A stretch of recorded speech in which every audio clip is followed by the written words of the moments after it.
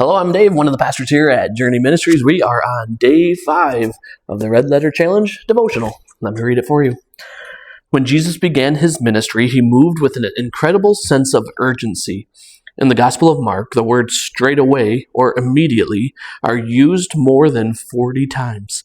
If Jesus moved with a sense of urgency, then I want to move with a sense of urgency. But it's hard to go full speed for God. We are naturally wired to want to be in control of everything and go at a comfortable pace. When we decide to follow Jesus, we surrender our need to be in control. It can certainly be scary, but it can also be rewarding, exciting, and adventurous. Gary Hugan, founder and leader of International Justice Mission, wrote a book called Just Courage. Gary Hugan, founder and leader of Intentional Justice Mission, wrote a book called Just Courage. In this book, he described something that happened when he was 10 years old that still hurts him today.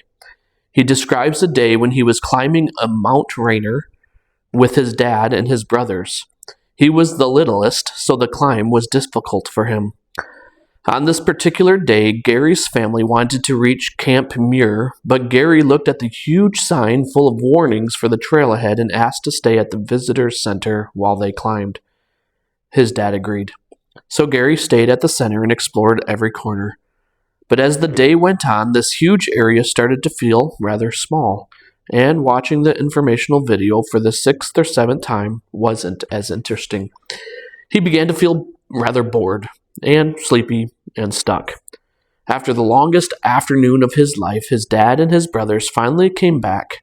They were wet from the snow, famished, dehydrated, and nursing scrapes from the rocks and the ice. But on the long ride home, they had stories about the unforgettable day with their dad on the Great Mountain. Gary says he realized, "I went on the trip and missed the adventure." Gary chose what was easy. It seemed like a fine decision at the time, but in the end it was rather boring. His dad and brothers chose what was hard and had stories, memories, and scrapes they'll always remember. Don't go on the trip and miss the adventure. Many of us want to follow Jesus only when it's easy and safe. The moment it gets hard, we tend to lose faith and question God. But safe and easy makes for a boring story. In his book, A Million Miles in 1,000 Years, Donald Miller wrote, "If you watched a movie about a guy who wanted a Volvo and worked for years to get it, you wouldn't cry at the end when he drove off the lot testing the windshield wipers.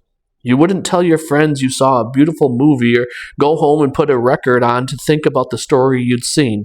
The truth is, you wouldn't remember that movie a week later, except that you'd feel robbed and want your money back. Nobody cries at the end of a movie about a guy who wants a Volvo. But we spend years actually living those stories and expect our lives to feel meaningful. The truth is, if we choose to do our lives with our lives, the truth is, if what we choose to do with our lives won't make a story meaningful, it won't make a life meaningful either. If you recognized your life was telling a bad story, would you change it? As we start this challenge, remember you are telling a story. You have the opportunity to tell the story of Jesus by what you do and say during this challenge.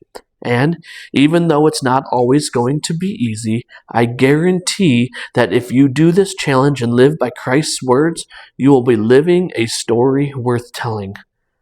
This final week of the challenge will be tough. God will call you to stretch outside of your comfort zone. On those days, the easy and safe thing would be living the challenge without finishing.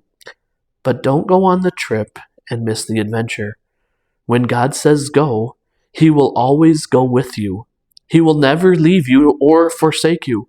When God calls you to go somewhere, you never go alone. Jesus offers us a way of life filled with adventure, mission, and purpose. Are you ready? Buckle up. The challenge starts now. That's day 5 of the Red Letter Challenge.